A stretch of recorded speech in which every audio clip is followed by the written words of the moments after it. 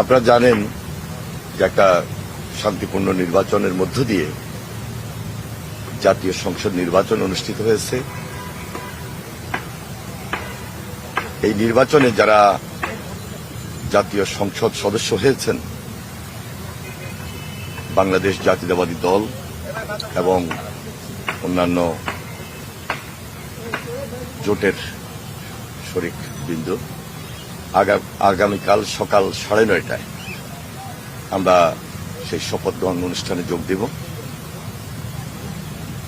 এবং বরাবরই আপনারা জানেন যে একটা নতুন সরকার যখন দায়িত্ব নেয় বঙ্গভবনে সেই পরবর্তী শপথটা অনুষ্ঠিত হয় নতুন সরকারের।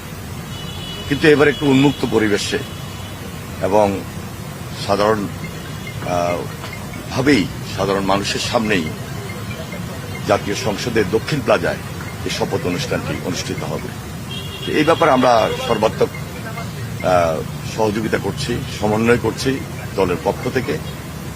আমরা বিশ্বাস করি যে একটা দায়িত্ব এবং এই দায়িত্বটা খুব কঠিন এবং আমাদের উপর একটা আমানত।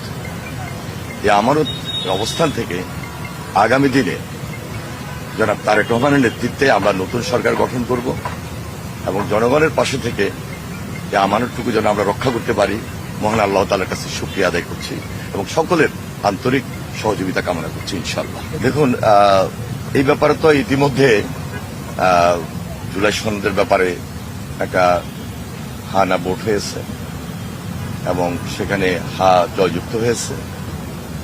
পরবর্তীতে যে করণীয় এটা পার্লামেন্টে আলোচনার মধ্য দিয়ে নির্ধারিত যে আলোচনাগুলো সমাপ্তকরণ এবং সেটা আমার মনে হয় খুব একটা কঠিন হবে না। গতকালকে আপনারা লক্ষ্য করেছেন আমাদের চেয়ারম্যান জনাব তারেক রহমান ইতিমধ্যে বিরোধী দলের যারা রয়েছেন তাদের সঙ্গে আলোচনা করেছেন, একটা সৌজন্য সাক্ষাৎ। এরপরও তো কিছু কাজ থাকে যে আলোচনাগুলো পার্লামেন্টে হবে, পার্লামেন্টের বাইরেও হবে।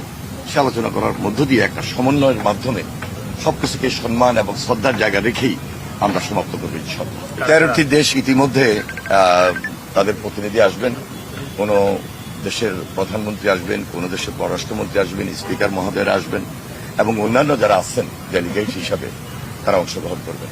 আমরা শহীদ পরিবারদের প্রতি গভীর শ্রদ্ধা নিবেদন করছি। বিশেষ করে বিগত আন্দোলন সংগ্রামে যারা গুম, খুন এবং শহীদ হয়েছেন সর্বশেষ জুলাই আন্দোলন পর্যন্ত সকলের প্রতি আমরা গভীর শ্রদ্ধা নিবেদন করছি। তাদের পরিবারের প্রতি সমবেদনা জানাই এবং তাদের পরিবারের পক্ষ থেকে আগামীকালকের এই শপথ অনুষ্ঠানে অনেকেই দাওয়াত পাবেন যারা জুলাই যোদ্ধা হিসাবে পরিবার হিসাবে রয়েছেন। তাদের প্রতি সেই সম্মানটুকু দেওয়া হচ্ছে এবং তারা উপস্থিত থাকবেন আশা করছি।